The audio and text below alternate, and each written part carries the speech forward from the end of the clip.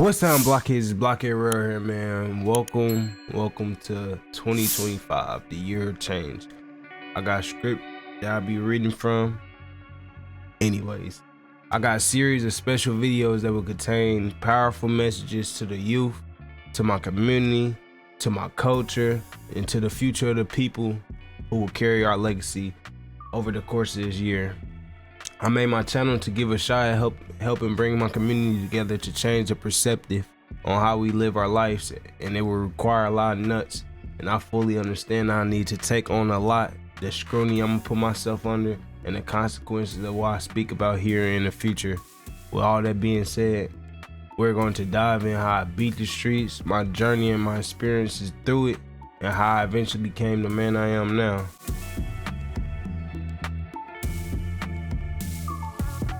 Upbringing. My story started just like everybody else on this planet. Two people, a beautiful woman named Leah Cooperwood and an individual named Doc Henson. They made 3 babies, me and my twin brothers, a year later for me. To make a long story short, growing up, me and my brothers ain't really asked too much about him. But from what I know and what we know, their family on his side didn't accept my twin brothers as his, or they wouldn't accept me and accept them. Just backward stuff. Tests in court later still wasn't enough, so we grew up without him. Our first time seeing him was very young, like young. I was 3 and they was like 2, and we was at his funeral. He drunk himself to death due to alcohol poisoning, and seeing him like that, which to us felt like a random person surrounded by a bunch of random people, to put it simply. But upside, my mother had a child with which is my little sister. But upside, my mother had another child, which is my little sister, where, man, we grew to call our pops. Now we move on to just growing up in general. I was born and raised in Indianapolis, Indiana. And no, I don't want to see no comments saying any animal. I'm not from Gary. There's some Gary shit. They claim that shit. I don't think all them niggas claim that shit, but some Gary niggas made that shit. And niggas from Indianapolis, Indiana, do not call themselves any animals. That shit, I don't know. Maybe some do, I'm not though. Up to the 5th grade, we lived on East 10th Street in different parts, like the Quincy, Euclid, Arsenal, Jefferson, etc., etc. Like any other struggling household, for the most part, it was a lot of good and a lot of bad. Summarizing some. First major part of my life, I could recall First major part of my life, I can recall my family finding out my mother had a brain tumor, and it shook the family. My mother could no longer work a job to support the family due to rapidly getting sick, and honestly, collecting my thoughts while writing this script, that part of my life was such a blur. Anyways, back to it. Got really worse where she had to undergo a major surgery, putting it on a scale to 1 to 10, it was a 9. Surgery where it was a chance she could pass away or be a vegetable, if you know what I mean. Very hazy memory of this part of my life, even though it was such a big part of my childhood. I do remember learning how to cook for my siblings when I had to, but with the grace of God and like just doing other stuff, just being a bigger brother than what I was at that time. Feel me? But with the grace of God, she survived the surgery and had to undergo a lot of physical therapy, had to relearn a lot. The biggest things was walking, talking, eating. Like, just imagine you are around my age, I think is when maybe happened, maybe a little later, but feel me, relearning them skills. It's crazy. She also gained weight now, and I'm leaving out a lot just because I don't remember a lot, but man, it was a blessing to have a strong woman to endure all that pain, to ensure she could be there to raise us. Another major part I can remember is a good amount of time after that, my mother and my pop split up. I don't know a time frame, but if I was to guess, maybe 6th grade from my point of view of the situation. He just genuinely like disappeared. Like, of course, relationship shit probably happened, but I ain't asked nothing about it. It was different. It was different, but not having him, it was different not having him there, but he was still taking care of us, even me and my brothers. And at that point, we didn't call him like Dad or Pops, but by his nickname, Diddy. And I held a little resentment for a childish reason up to that point. I just hated how he's beat the brakes off of us, basically, our cartoon nuts. Basically, cartoon nuts, which we nicknamed it. Man, you feel me? He a grown man hand. Top of your damn head. You feel me? You know the cartoon? I don't know if I could edit in, but you feel me? That type shit. Cartoon nuts, cause we was bad. Like, we was real bad. Well, my brothers was real bad, and I fall under him. Now in hindsight, he was 100% the person me and my brothers need to discipline us, and I respect and appreciate the tough love it built into us, so much character into me. And I never told anybody that. Besides, I never told anyone that, even my mother. And damn, but even after a breakup, he treated us like one of his. So when he got Jalea, my sister, clothes, shoes, money, toys, he was there for us as well. And I started to appreciate what I had and fully acknowledge him as my dad.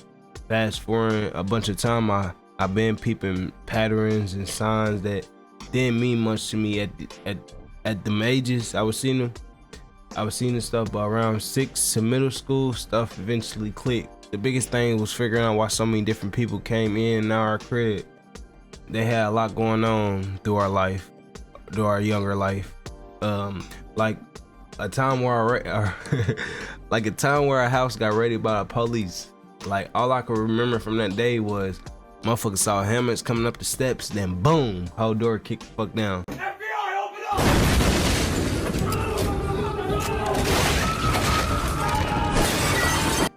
All my family, the ones I looked up to in handcuffs besides my ama. I call my granny ama, so if you hear that name here, it's my granny. Besides my ama, that's all I really remember from it. My mom told me she always felt so bad because she felt like she traumatized her children, and from that moment she never wanted something like that to happen again. Starting steps to change. But back to my crib. All the rannies running in and out all day, or my family in traffic while my pops buses plays. No, I did not mean to make that wrong.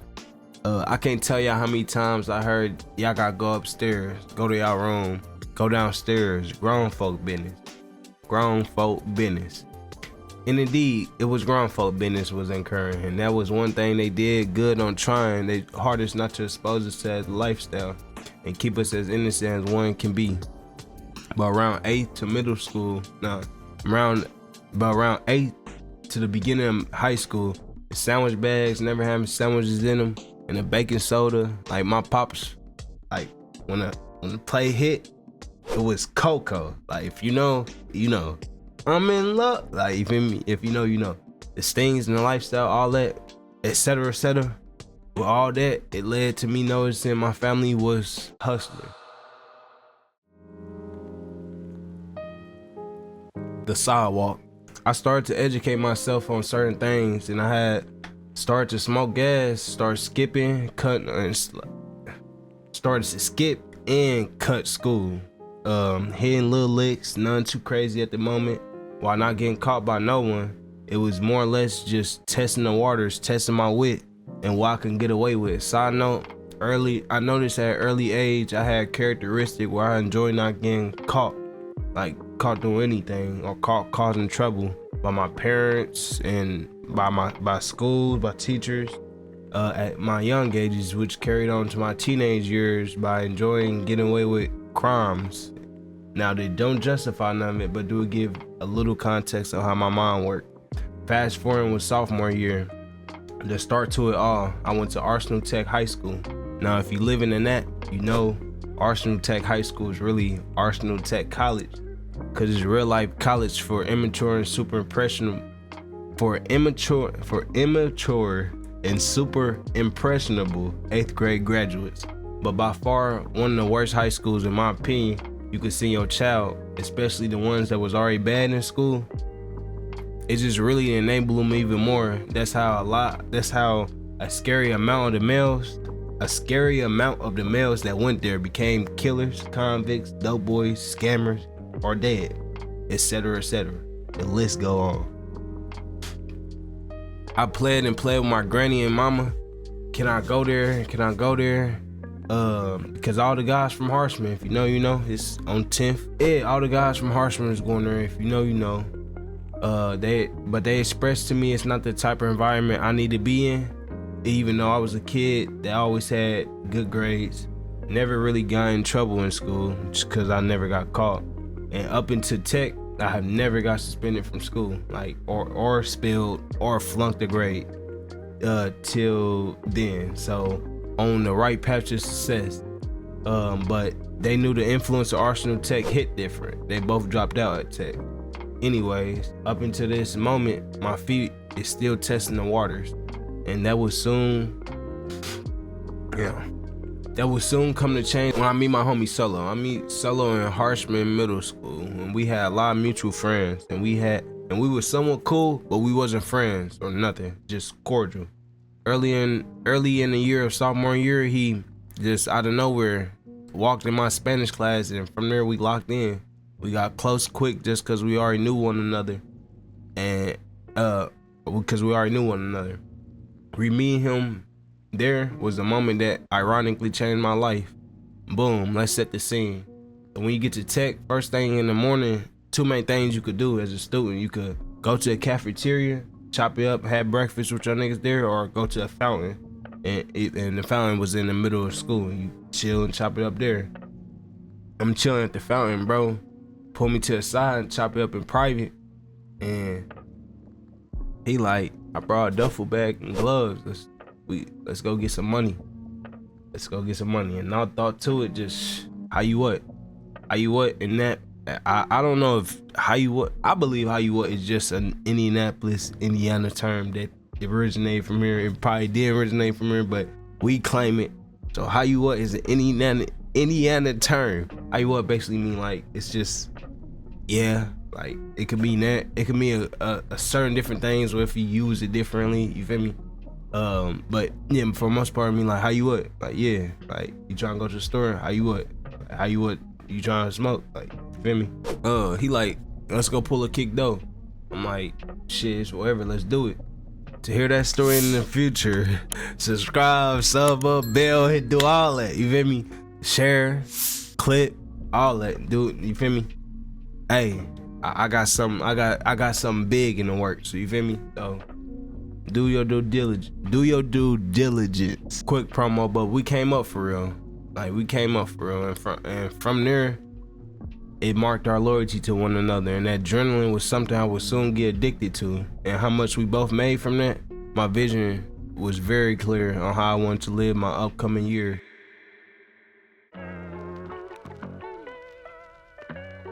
In the middle of the street. We gonna start when I was a junior, skipping little situations and filler arcs, but around this time I'm on the west side, living in Hallville. It's a notorious section in that. I live on L Block.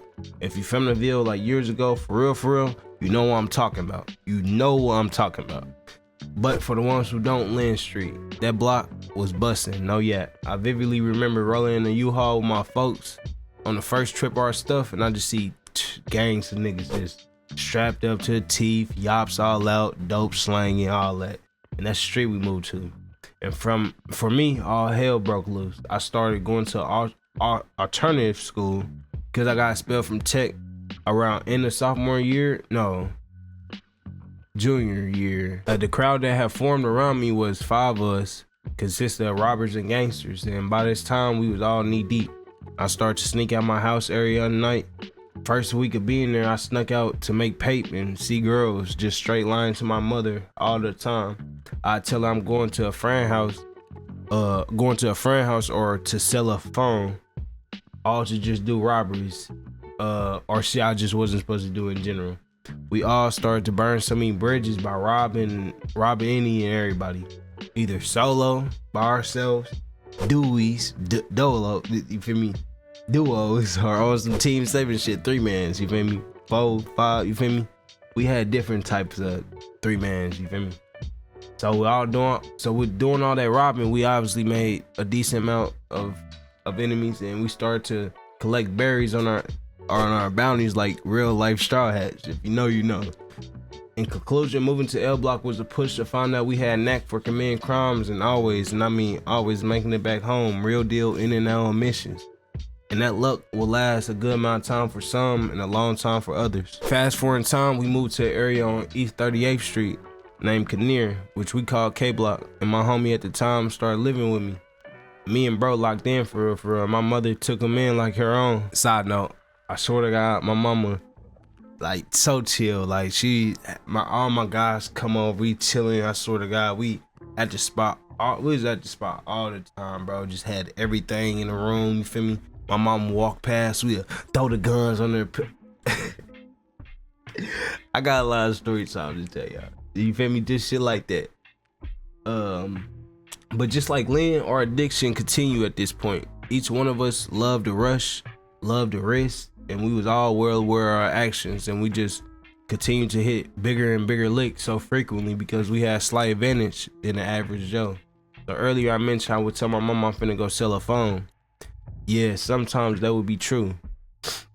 My homie at the time, uncle, taught him the ability to fix phone screens and gave him a job at the shop. And he also stacked papers from selling chips in high school and shit like that, you feel me? Just had the ability to stack for his age, at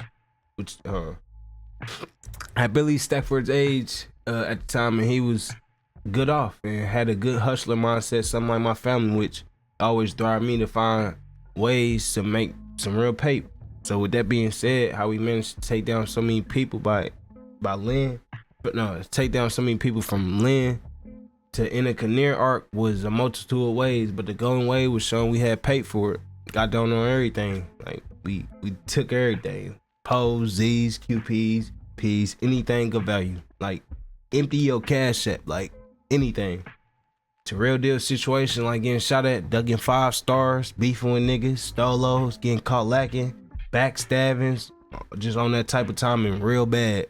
Just marking every box off the street nigga list besides getting shot or going to jail in our run.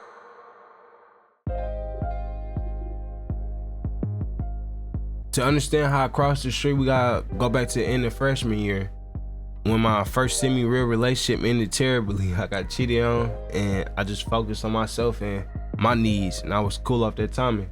Everything after that was situations, to be frank.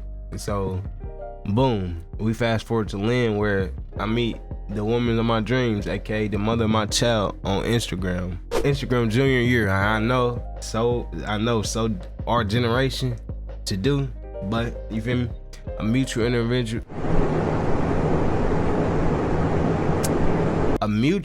individual did shout out for shout out, and we follow each other.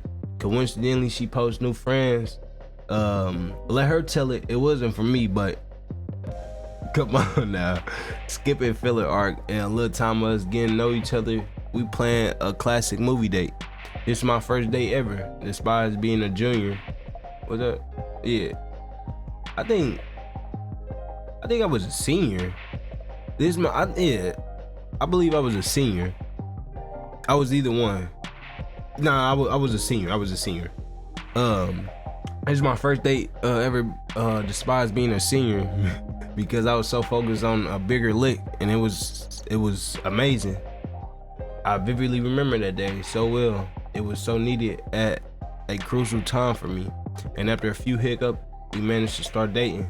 And there was multiple factors why I started to think about my actions and reflect on my life, that all I was doing was robbing myself of my own potential and worth. But it was Jada, which is her name.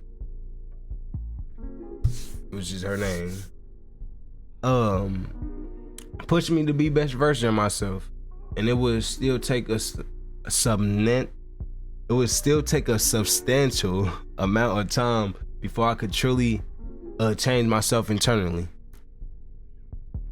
Fast forwarding back to Kinnear, at this point, me and her so locked in. She became the first and ironically the last woman to meet my mother. By Kinnear, each one of us have watched each other do shit. So beefing with someone that know your area whereabouts and actions was a dangerous game. So we always kept conflict to a bare minimum, resolving any issues up to that point like a man. But just like everybody else, following will occur. So the beginning of the end started after a lot of shit went in ways it shouldn't have while we was doing our shit. My homie that was living with me put his jersey down, moved out my crib. A lot of things weighing on his mind with a mix of drugs, unfortunately. My other homie started to go in the deep end of shit. Started to make a lot of irrational decisions with a new group of homies that supported his crash tendencies more than we ever.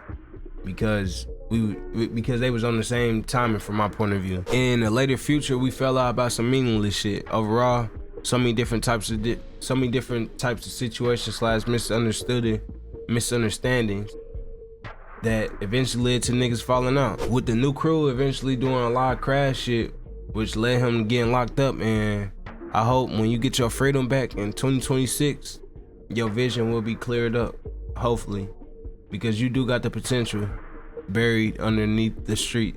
We all did, and we all still do. So a little round before that, I had moved out shortly to live with Jada's family. But I had promised her I would change and stop robbing. Here and there, I would relapse to stack paper towards my first car for us to have transportation. We had to take the bus everywhere and Ubers, and I couldn't find no job, putting apps here and there, getting rejected, all that. Just really sick about it, you feel me? Because I wanted to change my situation with a stable job, but it wasn't working. Also, I didn't know where to add this. Even though we was on that bad, we all graduate besides one of us. But none of us went to college anyways. Eventually, I robbed enough people that I had enough money to buy the car. But a problem arose from getting the whip. It got impounded about 2 months later. It couldn't stay at her mother's because my name wasn't on the lease.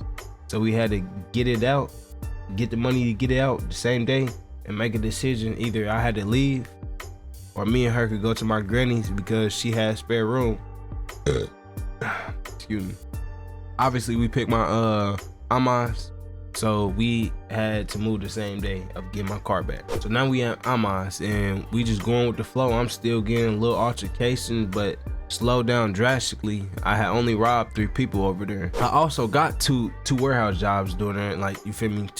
There was my second or third jobs, right? Something like that, you feel me? But I got the experience of working in a warehouse job, man. But they didn't work out good. They wasn't for me. But I started to change a lot of my thinking. But the straw that broke the street back for me was finding out Jada was pregnant. It shook me to the core. Now we had actually been trying for a while. We thought she couldn't get pregnant, but it happened. The clarity I experienced was what I needed. At this time of finding out, I ain't have no job, nor did she. And I knew I needed to make money for the 3 of us. But I put strict limits on how I would accomplish that by vowing from that moment on to never pick up you feel me? To make money the fast way. I needed to really work for my spot in this world. And I eventually got a job at a warehouse by getting put on by the homie that moved out. The tension that had been born between us haven't spilled over yet. So he offered me to come stay with him, hoping he was being genuine and still had ounce of loyalty for me. To make a long story short, my girl moved back to her mother's after our altercations at my granny's, and I moved with bro. Help paying the rent and taking us back and forth to work. Fast forward to 5 months before my son is due. I'm doing well. I'm stacking for my family, staying out the way for the most part. You feel me? At this point, it's like June of 2022. I have found an apartment for me and my family in a cool area. But this is where the uncomfortable and disloyal situations with my homie was reaching at a moment all-time high for me. It started when he started to move out. You feel me? The main thing he would do is he started to tell me one thing but felt another, and I couldn't find out by him, like a homie, a brother, or just a friend in general, but by pillow talking slick shots on social media.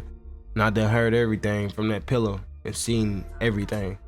And in that moment, and even now, I feel like crackheads do that. You see they play with their nose. I'm sick. Even now, I couldn't stoop to that level. No Diddy.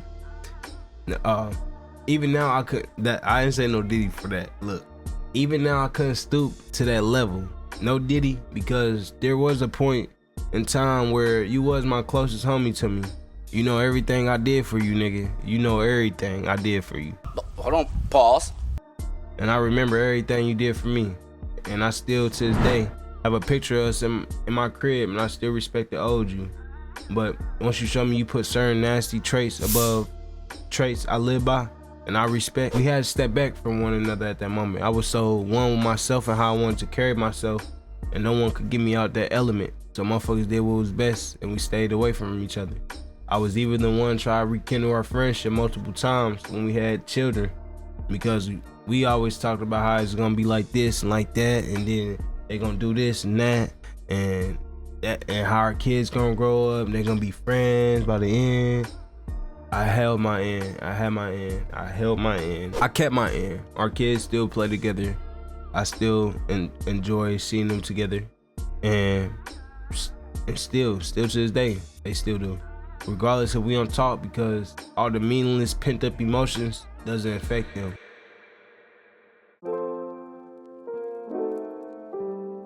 The man I am now. Me and Jada had finally had a place to call home in July 2022, which marked our first place, just a big moment for us. I worked 4 to 5 nights a week, taking care of the bills, needs, and wants while she was at home waiting for the baby. Then October 20th, 2022, we had our baby, which is our proudest moment to date. She instantly became a remarkable mother, but me on the other hand, with no prior experience with any children, sucked. So I really had to start to become the best version of me, to be the best dad he could ask for. From that moment, I had only family, and family for me personally isn't always who you're related to by blood, but by loyalty. And I had nobody around me on that type of timing we was on years ago. For the future I had started to carve out in my head. I fully understood that my working condition was absolutely not for me. Since leaving the streets, I had so much time to think about my dreams and aspirations. So I started to plan out my goal, which was to change as many people's mind about the streets by advocating against it while narrating my story. So I started to financially and mentally invest in my goal. I bought a low-end PC that I couldn't do much on for my granny. With the brains of my little cousin, he rebuilt it and upgraded while I bought all the parts for it. I bought all the equipment I need for YouTube, just under 8 months, and then come March 3rd, 2023. So by this point, I have everything I need to start recording, streaming, to put myself out there, you feel me? But I ran to a park. I'm going to make it a problem if you cannot talk right. Bro. But I ran into a problem. I couldn't record because I was too nervous, like hella nervous. And it wasn't natural at all. Basically recording anxiety. So March 2nd going on to March 3rd, late night, me and my mama on the phone, like always. Still always, me and my mama on the phone, and still always 2 years later, that phone call just rings in my head. But it was a beautiful phone call. Like, she was telling me how proud she was of the father and man I was becoming, and how much potential I have, and how she was so happy about being a grandma. Also advice on my goal and the solution to my problem. To talk to a camera like you talking to your friends or your family or me. Like, I still don't know why on that date, it's not like it was ever rare for my mother to show her appreciation of me. It was very common. The end of the call, she tell me to always take care of and be there for my family, especially Jada and Terrell. They come first. Writing this, it just made me think of when Uguay left Poe. My time has come. You must continue your journey without me. So after a call, I go to sleep for work, and I wake up to my phone ringing, and it's my brother calling, and I pick up. It's him crying, telling me Mama has passed away. Let's take a moment of silence for my late mother. Birthday was December 13th.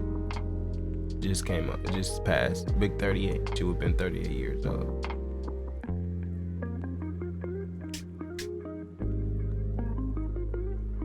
But my mother was arguing with my brothers, and at this point, she was so stressed out about a lot. She would always tell me about how she was stressed, and being stressed for her was especially bad because it affected her brain tumor. They was arguing, but it doesn't matter because of what the results was.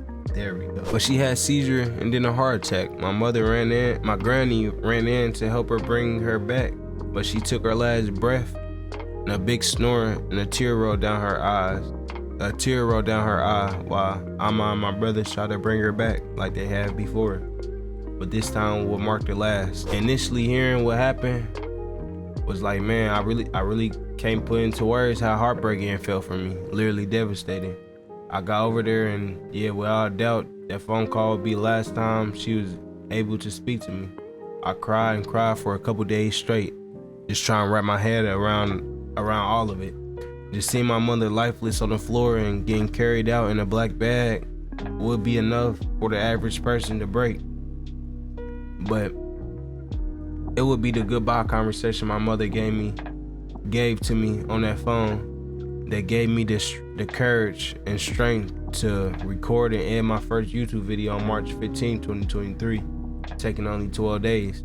In a conversation with my Amma, she told me I gotta be strong for my son, that I couldn't just shut down because of this. I had to be a man for my family, realizing regardless of how I cannot talk. Realizing regardless of how hurtful the situation was, no matter how much I wanted to quit everything, I still had to be a father, a brother, a boyfriend, a grandson, a nephew, and a human living on. Time waits on no one at all. After you pass away, time won't stop. Time won't stop. Yours will, but time itself will continue. I really learned that real quick. I took the day off and 2-3 more from there, and then I returned to work. I tried my best to get through that day. Tried so bad. I tried my best to get that day. I did my best to get through that day because rent is still due. It's still family to take care of. So I actually got rolling up for that day because my rate wasn't high enough on the day I returned, and it taught me that this world will not care about your problems. They're your problems. A big lesson I needed. So I had to put all that pain and misery into something productive by self-educating myself and using the internet on how to do YouTube, like going through trial and error with OBS, learning how to use and get better at Photoshop and Premiere, learning how to be way more comfortable in myself on camera while still taking care of my child, my girlfriend needs and wants, getting up 4 to 5 days a week to go get this money for us. Late 2023, early 2024, my girl started to work towards her goals and start her CNA classes and proceed to pass them and find a job she could build a career from to support her and our family. By this time we had enough our 1 bedroom, especially with a child getting older, so we needed space real bad. Just a new environment. So till October of 2024, we had grinded for a 3-bed and 2-bath townhouse. And once again, just another big milestone for us. Now I have finally had my own room to give myself a chance to make my dream happen in a comfortable space. Where we get to now, where I'm ready to put my message and identity out there. I'm ready to actually take this serious and put it all on the line once again, but in a positive way. So in conclusion, Blochead was made to be a symbol of hope, a symbol of change, a positive message, a symbol of one, despite the look of us and even the name. Y'all ready for some Blochead lore? The block in Blochead isn't short for block or nor gang related without the K. Block is a real word. Verbatim means a combination of country, parties, or groups sharing a common purpose. Ours is a combination of homies, a combination of families sharing a common goal of the start of generational wealth by pursuing our individual dreams and exploring our real beneficial skill set, and head by it just made sense. RELLLL goal is to talk about topics like accountability, drugs, influenced and way more topics that I believe that need more light shined on them for the youth, for the people that look like me to see and to hear it flat out, no sugarcoating, no nothing, just how it really is. So for the future of this channel, I'll be making videos on them topics. Also story times of my life, situations that I could speak about. I don't know why I would call them though. Like I was thinking stories from the blog. Cause shout out Wallow. Shout out Wallow. Or some other shit. Any ideas, comment below, you feel me? But I'm going to try to have a message behind them. Some of them probably won't, cause yeah, I'm gonna be real with you. Like we did like in and out missions complete, you feel me? Sometimes it'd be fuck ups, but overall I will try to have a message behind them. I will bring my family and certain individuals on my channel for them to have a story time and a message they want to send to the youth. And yes, my gaming videos will continue. My bad. I had to get this off my chest. That's really all. Or say, subscribe. Y'all could clip anything I do, release something like that. You feel me? Share it, all that. Hit the bell. Know when I drop this pressure. I wanted to get this was really on my mind, on my chest since December. You feel me? I've been working on all this. You see? You feel me? Y'all see it? I thought this would be enough 52 pieces. It's some back there and some in front. So I got more on the way. I got some more shit. I'm about to upgrade my CPU. I'm about to do some intense streaming. So you feel me, with my CPU up to date, you know what I mean? Yeah, man, I did it. I really got this off my chest. I really wanted to talk about this, honestly. I wanted to tell my story because eventually somebody is, you feel me? I have in my brain that this will be something one day, you feel me? So do me a favor, like I said, sub, like, bell, all that, you feel me? And let's start this year off good. Blochead out. Look, say hi. Hi. Z, this will always trumpet being in the streets.